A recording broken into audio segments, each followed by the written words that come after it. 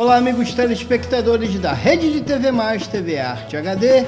Sejam bem-vindos a mais uma edição do Plantão de Notícias. E você confere conosco.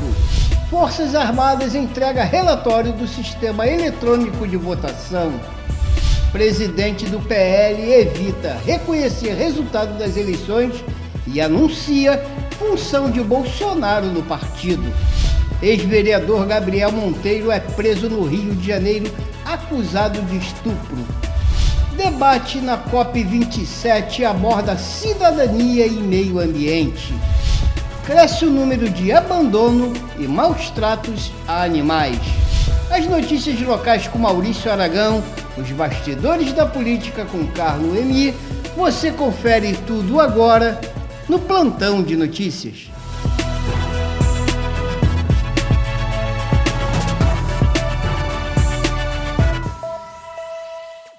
As Forças Armadas Brasileiras enviaram ao Tribunal Superior Eleitoral, o TSE, o relatório técnico da fiscalização do Sistema Eletrônico de Votação, relativo às eleições desse ano.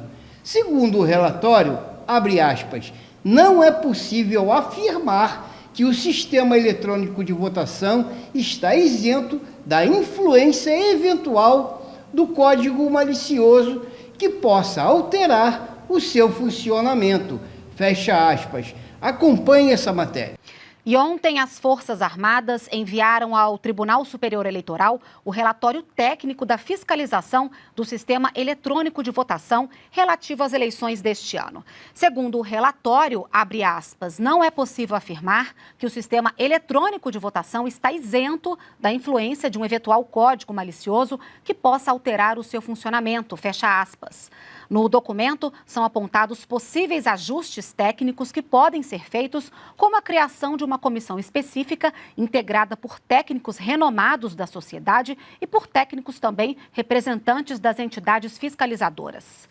Em nota, o TSE informou que as sugestões vão ser analisadas. A nota também diz, abre aspas, as eleições de 2022 comprovam a eficácia, a lisura e a total transparência da apuração e da totalização dos votos, fecha aspas.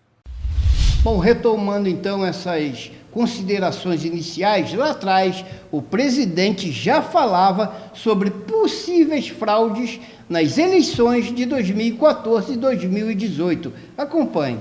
Ferocidade do presidente do TSE e não querer discutir e não querer falar sobre uma contagem pública de votos ou sobre uma forma de auditá-los, porque o presidente do TSE, na iminência de ver a PEC da deputada Bia Kicis ser aprovada na comissão especial, ele vai para dentro do parlamento, se reúne com várias lideranças partidárias e, a partir do dia seguinte, muitos desses líderes trocam as composições da comissão por parlamentares que se comprometeram em votar contra a PEC do voto impresso. Qual foi o poder de persuasão do Barroso? Que poder esse homem tem para essa forma de convencimento? Por que ele teme tanto um voto democrático? Por que ele não quer umas eleições democráticas? Por que ele não quer que nós possamos contar também fisicamente os votos? Mente, senhor ministro Barroso, quem diz que é um retrocesso, que a volta do voto em papel, isso é mentira, isso é uma fake news. E o presidente nacional do PL, o partido de Jair Bolsonaro, condicionou aceitar o resultado das urnas ao relatório das Forças Armadas sobre a eleição. Valdemar Costa Neto ainda confirmou que o atual presidente deve assumir a liderança da oposição contra Lula, do PT, a partir do ano que vem. O ex-deputado disse que convidou Jair Bolsonaro para assumir a presidência de honra do partido e ofereceu a ele toda a estrutura para exercer a nova função, incluindo uma área anexa à sede da sigla em Brasília. Valdemar Costa Neto confirmou ainda que o PL vai disputar a presidência do Senado. Para isso, admitiu que será necessário fazer uma composição com o grupo liderado pelo presidente da Câmara, Arthur Lira, do PP, além de siglas como Republicanos e Podemos. Nós vamos apoiar Arthur Lira, mas com a garantia que ele nos ajude e trabalhe para eleger o nosso candidato no Senado. Nós temos a maior bancada na Câmara e a maior bancada no Senado. Não é possível que a gente não tenha a presidência de uma das casas. Jair Bolsonaro e o PL esperam o relatório das Forças Armadas sobre o processo eleitoral para se manifestar sobre o resultado. Os militares devem apresentar o documento ao Tribunal Superior Eleitoral nesta quarta-feira. Desde que perdeu a eleição, Bolsonaro fez apenas reuniões com membros do governo. Em 5 dias, não teve nenhuma atividade oficial. Vamos agora dar um pulinho na COP27, porque nós temos uma novidade ali que foi uma abordagem muito bacana para falarmos então da relação de cidadania e meio ambiente. Entre os muitos caminhos para a preservação do meio ambiente está a forma de produzir alimentos, com respeito à biodiversidade, aos recursos naturais e à economia local. Nessa linha, o governo federal criou o Alimenta Brasil, promovendo o acesso à alimentação de qualidade para famílias mais vulneráveis, ao mesmo tempo que incentiva a independência financeira e a agricultura familiar. Temos mais de 7.500 famílias hoje dentro do Auxílio Brasil que já são agricultores familiares. Aí está conseguindo avançar na promoção da agricultura familiar como rampa de promoção da autonomia dessas famílias. O Alimenta Brasil ampliou os limites que o produtor tem para vender ao poder público, em comparação ao antigo Programa de Aquisição de Alimentos, o PAA. A compra com doação simultânea passou de R$ 6.500 para R$ 12.000. A compra direta foi de R$ 8 para R$ 12.000. O apoio à formação de estoques subiu de R$ 8 para R$ 12.000 e a compra institucional saiu de R$ 20 para R$ 30.000. Antes você tinha que levar até uma grande cidade esse alimento. E tinha toda a perda do alimento, toda a emissão desse transporte, e voltava esse alimento para o mesmo município, e você tinha uma ineficiência bastante importante em relação à sustentabilidade e ao desperdício daquele alimento, e aí estaria menos renda para a região. E foi preso o vereador cassado Gabriel Monteiro. Ele está respondendo por um crime de estupro, que, segundo denúncias, foi cometido no período em que ele era passado, então, pelo processo disciplinar na Câmara de Vereadores do Rio de Janeiro. Confira. No início da manhã de hoje, Gabriel Monteiro foi transferido para o presídio de Benfica, porta de entrada do sistema prisional do Rio de Janeiro. O vereador cassado responde por um crime de estupro que, de acordo com denúncias, foi cometido no período que o ex-parlamentar passava pelo processo disciplinar da Câmara dos Vereadores do Rio de Janeiro. Uma estudante de 23 anos afirma que conheceu Gabriel em uma boate na Barra da Tijuca, zona oeste da cidade, e de lá foi levada para a casa de um amigo. Segundo a vítima, no local Gabriel teria a constrangido a fazer sexo com ele, com violência, passando uma arma no rosto, empurrando-a na cama, segurando os braços e dando tapas na cara da vítima. Esses relatos não são os primeiros envolvendo Gabriel Monteiro. Ele teve um mandato cassado no dia 18 de agosto por quebra de decoro parlamentar. Várias acusações foram feitas contra o político: assédio sexual, moral e tentativa de estupro. E uma notícia agora para os amantes dos animaizinhos, dos pets. Cresce o número de abandonos e maus tratos de animais. Um estudo recente mostra que o Brasil tem mais de 8 milhões de animais em situação de vulnerabilidade. Acompanhe essa reportagem. Quando Natália decidiu ter mais um cachorro, ela escolheu adotar um bichinho com deficiência. Foi aí que ela conheceu o Fini. Ele estava há quase 4 anos em um abrigo, após ter perdido um olho e parte da mandíbula em um atropelamento. Esses precisam muito mais de ajuda do que, por exemplo, se eu for adotar um parecido com o Charlie de novo, entendeu? É muito mais fácil, tanto que o Fini é o melhor cachorro do mundo, todo mundo ama o Fini, mas ninguém adota o Fini, entende? Para ajudar um abrigo de animais, Helena abriu as portas de sua casa para Otto, que estava com um machucado grave na pata. O número de animais em situação de vulnerabilidade tem crescido. Segundo uma pesquisa do Instituto Pet Brasil, divulgada neste ano, em 2018 eram quase 4 milhões de animais resgatados por ONGs após abandono ou mau maus tratos. Em 2020, esse número subiu para cerca de 8,5 milhões. E os cães com deficiência acabam tendo mais dificuldades em achar novos lares.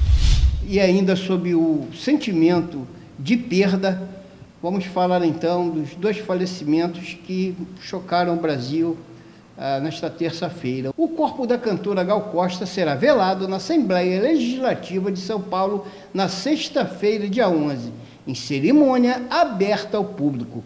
Gal deixa o filho Gabriel Burgos, de 17 anos, e milhões de fãs pelo mundo. Acompanhe.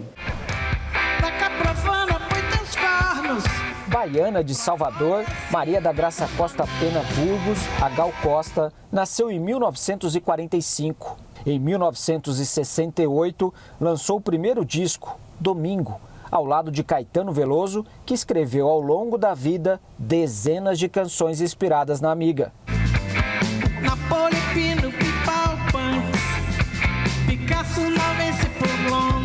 Ao longo da carreira, Gal fez mais de 40 álbuns e gravou músicas de artistas como Tom Zé, Chico Buarque, Dorival Caymmi e Milton Nascimento. Com turnês pelo mundo, a cantora se tornou um ícone da música brasileira.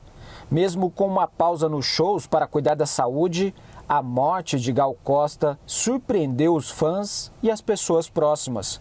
Nas redes sociais, amigos e conhecidos se despediram da cantora. E logo depois do comunicado do falecimento de Gal Costa, o Brasil também perdeu um dos seus maiores contadores de causo, Rolando Boldrin. A morte foi confirmada na tarde de quarta-feira, dia 9. O apresentador, cantor e compositor Boldrin teve toda a sua carreira identificada com a essência da alma brasileira. Paulista de São João da Barra, Rolando Boldrin nasceu em 1936. Desde pequeno se envolveu com a música. Aos 16 anos se mudou para São Paulo em busca do sonho de ser artista. Até alcançar o sucesso, trabalhou como engraxate e garçom. Artista de vários talentos, atuou no cinema e em mais de 30 novelas, entre elas Os Imigrantes, de 1981, atualmente reprisada na TV Brasil. Apresentou programas nas TVs Globo, Bandeirantes, SBT e desde 2005 comandava o Senhor Brasil na TV Cultura, sempre promovendo a cultura brasileira em suas várias expressões, seja na música, nas poesias e contos populares e nas artes plásticas que formavam o cenário do programa. Nós vamos agora a um breve intervalo e voltamos em instantes.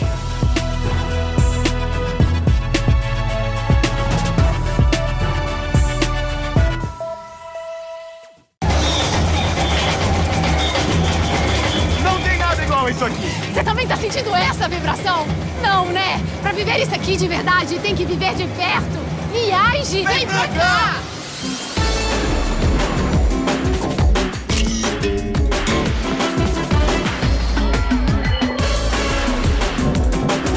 Viva de perto a cultura do nosso país. Viaje Brasil, sede de experiências incríveis. Eu conheço pessoalmente o trabalho do Acnur com refugiados e sei que neste exato momento as vidas de crianças inocentes dependem de pessoas como você e eu. Crianças que escaparam de guerras e desastres e precisam urgentemente de nossa ajuda. Por favor, dê atenção a elas. Seu apoio pode salvar vidas.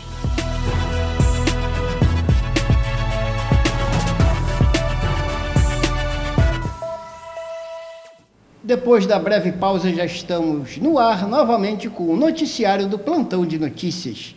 E o nosso comentarista Carlos Emir fala sobre o relatório da apuração das urnas pelas Forças Armadas.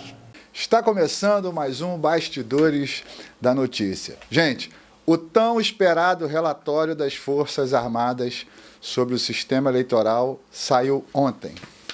Estou com ele aqui em minhas mãos. Eu li o relatório e, pasmem, senhores, as ditas invioláveis têm a possibilidade de ser violadas. Eu vou citar aqui um ponto interessante do relatório, que foi observado, está aqui no relatório do Exército, foi observada a ocorrência de acesso à rede durante a compilação do código-fonte e consequente geração de programas, códigos binários. Não é possível afirmar que o sistema eletrônico de votação está isento da influência de um eventual código malicioso que possa alterar o seu funcionamento. A população estava esperando uma resposta do Exército, das Forças Armadas, mas as Forças Armadas agiram como tinham que agir. Eles fizeram um relatório técnico. As Forças Armadas não são um órgão político, são um órgão de Estado de defesa do Brasil. Então, eles não entram nessa esfera, eles foram analisar os fatos. Descobriram, sim, que tem vulnerabilidade. O TSE não, isso está no relatório, tá? O TSE não forneceu os códigos fontes totais para que o Exército fizesse realmente uma auditoria. Então, quer dizer, eu sigo o seguinte princípio: quem não deve, não teme.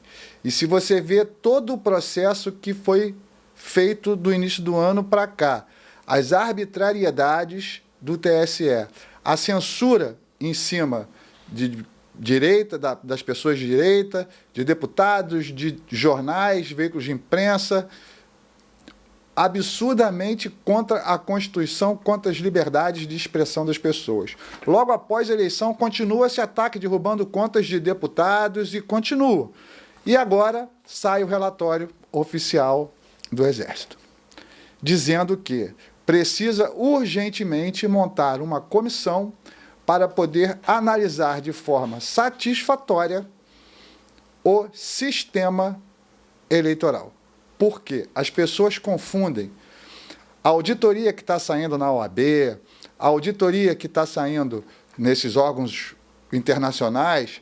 Gente, quando imprime aquele boletim, aquele papelzinho, imprimiu aquilo, com certeza esse papelzinho vai bater com o que está lá.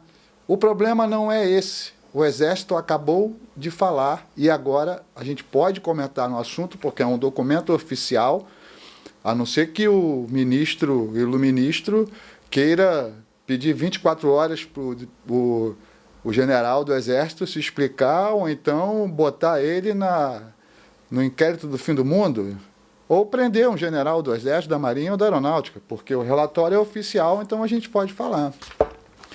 Esse relatório que eu estava falando, esse boletim e o relatório que sai lá no TSE, é lógico que vai bater sempre igual. O problema não é esse. O problema foi identificado, está aqui no relatório. Eu peço a todos que estão nos assistindo, ao invés de ficar ouvindo essa imprensa militante, ao invés de ficar ouvindo essas narrativas criadas pela esquerda, baixem um relatório oficial, está disponível na internet. Baixem o relatório, leiam o relatório e tirem as suas próprias conclusões. Eu acho que uma informação dessa é gravíssima para o nosso sistema eleitoral. E tem que ser apurado, sim. Tem que ser levantado esses pontos que o Exército Brasileiro levantou. Até porque hoje nós vivemos a famosa guerra 5G, a guerra da informação. E contra a informação, a gente tem que passar a informação verdadeira. E a informação verdadeira só vem da fonte geradora dela. Então, peguem o relatório das Forças Armadas, leiam e tirem as suas próprias conclusões. Carlos Emílio Laranjeira, para a Rede TV+, TV Arte, HD.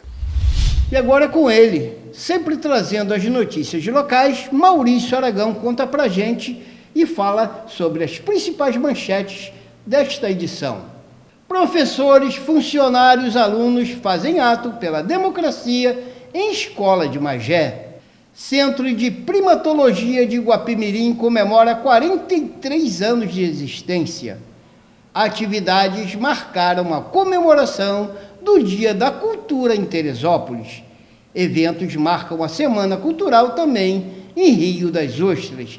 E a polícia recupera um bebê em Casimiro de Abreu. Maurício Aragão, o noticiário é por sua conta agora.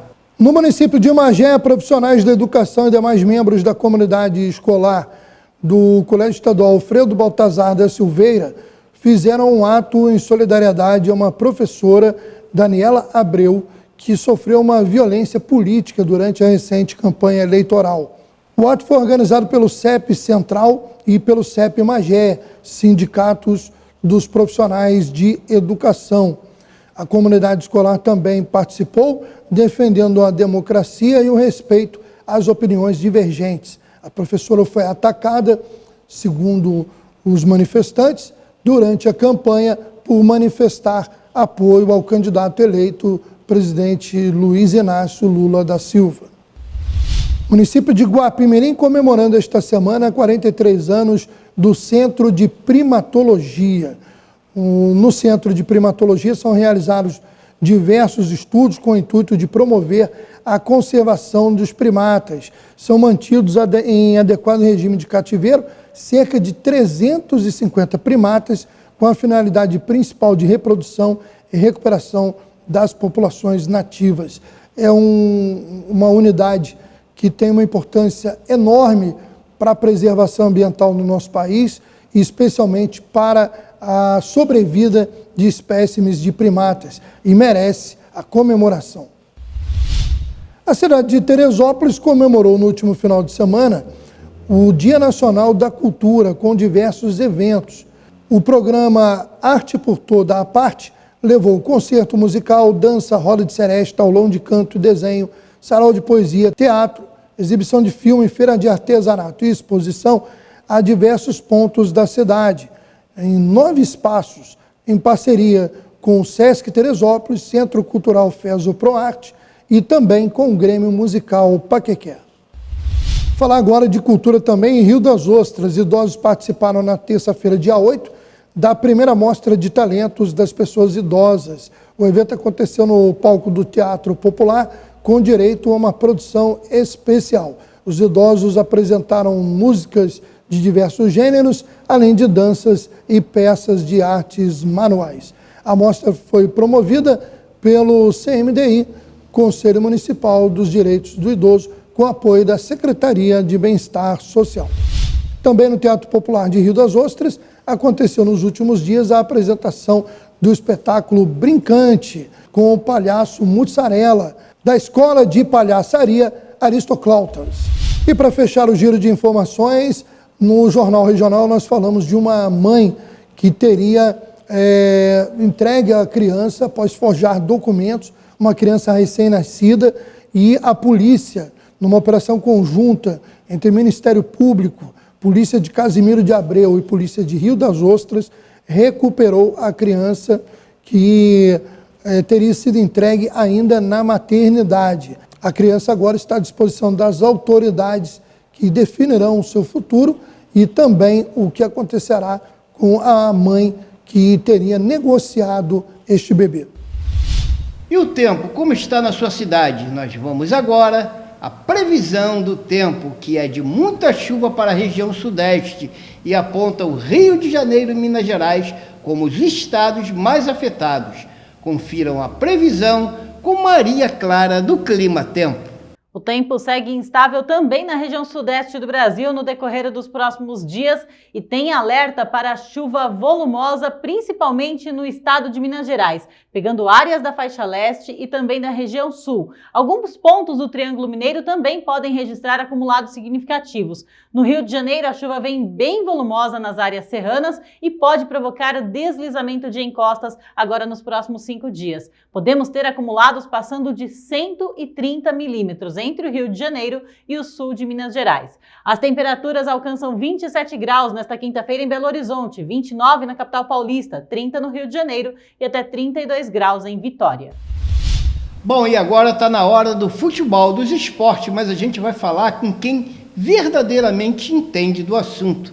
Já está aqui na bancada Isaac Iatti, que vai bater uma bola aqui com a gente, com o plantão de notícias, falando desse finalzinho Isaac, primeiramente, obrigado pela sua presença e participação aqui na nossa bancada.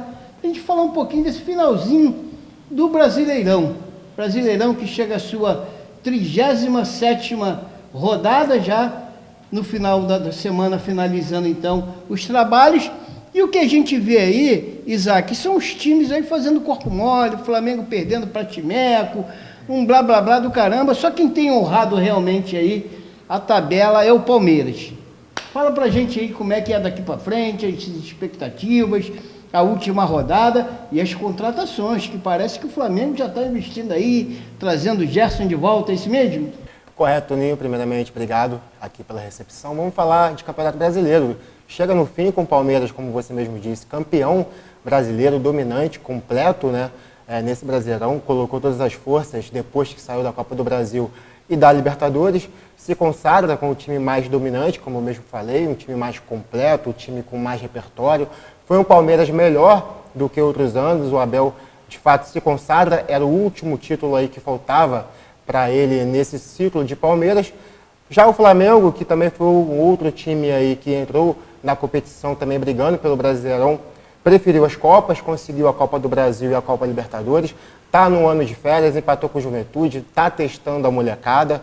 Tem a questão do Gerson, que pode chegar aí para o ano que vem. O Gerson quer voltar para o Flamengo e o Flamengo quer o Gerson. O Dorival já disse que acha uma peça ótima, uma peça que pode agregar ao time do Flamengo. O Flamengo só tem a melhorar para o ano que vem, já que tem um time muito mais forte. Se a gente for falar da parte de baixo do Brasileirão, ainda tem time que pode sair, né? Tem o Cuiabá que briga para ficar na Série A. É muito difícil que não fique, já que o Atlético Goianiense matematicamente já está rebaixado. Em caso de vitória sobre o Atlético Mineiro, pode chegar aos 38 pontos, mas mesmo assim teria que fazer um saldo de gols absurdo. Virtualmente, digamos assim, é muito complicado, né, o Cuiabá não ficar na Série A. Os outros times já rebaixados são o Ceará, Juventude, que empatou com o Flamengo, e o Avaí, que também já desceu. O Fluminense já está numa outra expectativa, tenta melhorar o time, buscar patrocínio. Essa terceira colocação que o Fluminense tem estado brigando aí com o Corinthians diretamente, pode render alguns milhões, já que a terceira colocação paga em torno de 40 milhões ao terceiro colocado. É um dinheiro que pode entrar para o Fluminense e pode ajudar no ano que vem. A gente sempre fala aqui dos clubes do Rio, a gente tem o Vasco que volta aí também à Série A do ano que vem, o Vasco que nunca deveria ter saído da primeira divisão, tem o seu técnico Jorginho desligado, a torcida vascaína já pensa em outros nomes, já se fala em Vojvoda do Fortaleza, que é um ótimo técnico, e os times se mexendo para o ano que vem. Planejamento ainda muito no começo, o Flamengo já pensa em janeiro, já que tem o Mundial, e é ritmo de férias, né, Toninho? A gente tem aí a Copa do Mundo há 10 dias para a gente também comentar aqui no Esporte Mais. Os times já estão se desligando, alguns times já entram de férias, muita gente testando jogador novo.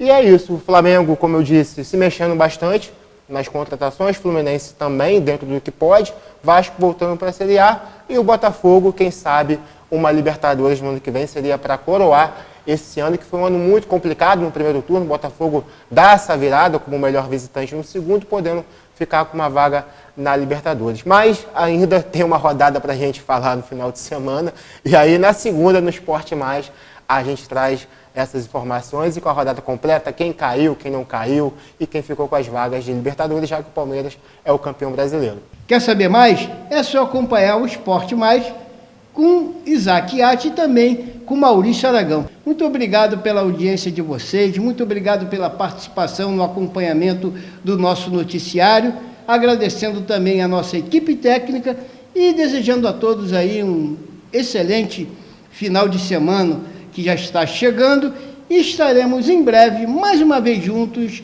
com o acompanhamento da notícia do plantão da nossa cidade. Muito obrigado e até breve.